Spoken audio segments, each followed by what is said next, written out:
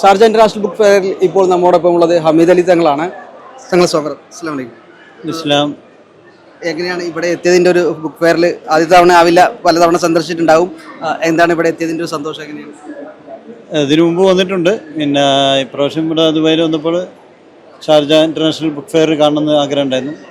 അതിൻ്റെ അടിസ്ഥാനത്തിൽ ഇവിടെ വരികയും സുപ്രഭാതം പിന്നെ പവലിയൻ സന്ദർശിച്ചു.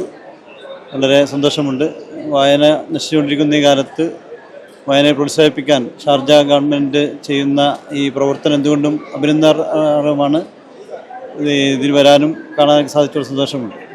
രാഷ്ട്രീയ പ്രവർത്തനം മറ്റു കാര്യങ്ങളൊക്കെ ആയിട്ട് തിരക്കുകൾ ഉള്ള ആളുകളാണ്. പക്ഷേ അതേസമയം തന്നെ ഒരുപാട് വായിക്കുന്ന ആളാണെന്നും കൂടി ഞാൻ കേട്ടിട്ടുണ്ട്. എന്താണ് വായന, പേഴ്സണൽ റീഡിങ്ങിനെ കുറിച്ച് എങ്ങനെയാണ്? സമയമൊക്കെ കിട്ടുന്നുണ്ടോ? സമയം കുറവാണ്. എന്നാലും കിട്ടുന്ന അവസരങ്ങൾ കുറേ വായിക്കാറുണ്ട്. കാറിൽ നിന്നും മറ്റൊക്കെ ആയിട്ട് വായന നടത്തും.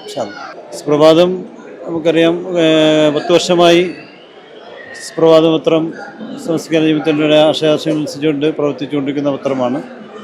അതിൻ്റെ ഗൾഫ് എഡിഷൻ കഴിഞ്ഞ 6 മാസം മുമ്പ് പുറത്തിറങ്ങി. അതിൻ്റെ ഡിജിറ്റൽ മീഡിയയിലേക്ക് അത് മാറിക്കഴിഞ്ഞിരിക്കുകയാണ്. ഇങ്ങനെ വാർത്തകൾ സത്യസന്ധമായി ജനങ്ങളിലേക്ക് എത്തിക്കുന്നതിൽ ഇവിടെ നല്ല രീതിയിൽ പ്രവർത്തിക്കുന്ന സുപ്രഭാതം എന്തുകൊണ്ടും ശ്ലാഘനീയമാണ്. എല്ലാവിധ ആശംസകളും അർപ്പിക്കുന്നു.